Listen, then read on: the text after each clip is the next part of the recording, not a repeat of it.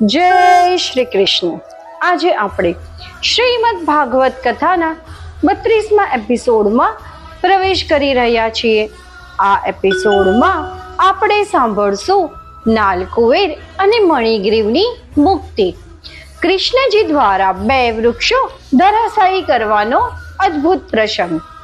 પહેલા એપિસોડમાં આપણે જોયું કે યશોદા મૈયાએ નટખટ કાનુડાને ઉખડ સાથે બાંધી દીધા।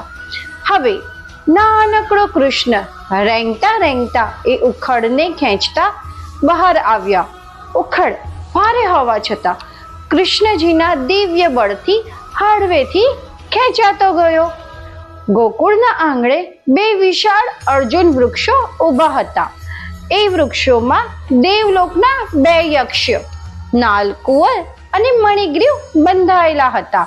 તેમણે શ્રી નારદજીના શ્રાપથી વૃક્ષ સ્વરૂપ ધારણ કર્યું હતું, કારણ કે તેઓ સંપત્તિ અને અહંકારમાં ડૂબેલા હતા અને ભગવાનનું સ્મરણ ભૂલી ગયા હતા।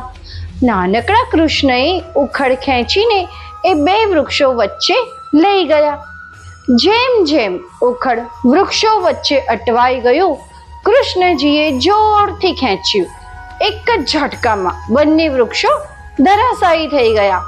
ભયાનક ધડાકો થયો। ગોકુળના લોકો દોડી આવ્યા।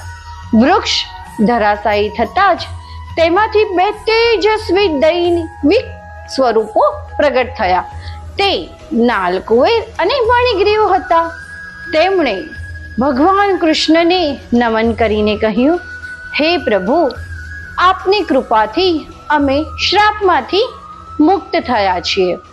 અમે આપના ચરણોમાં ભક્તિથી જોડાઈ જઈશું। આ રીતે ભગવાને પોતાના એક સંકેતથી 2 આત્માઓને મુક્તિ આપી।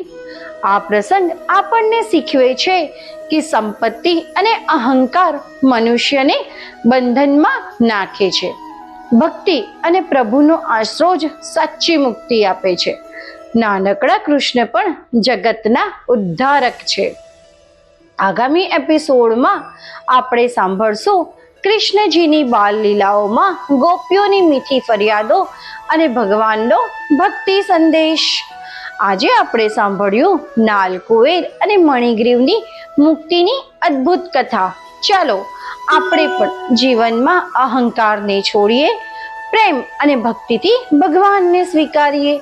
માટે જ ચેનલને સબસ્ક્રાઇબ કરવાનું ભૂલશો નહીં। લાઈક કરો અને આ પવિત્ર સંદેશ અનેક ભક્તો સુધી પહોંચાડો। જય શ્રી કૃષ્ણ।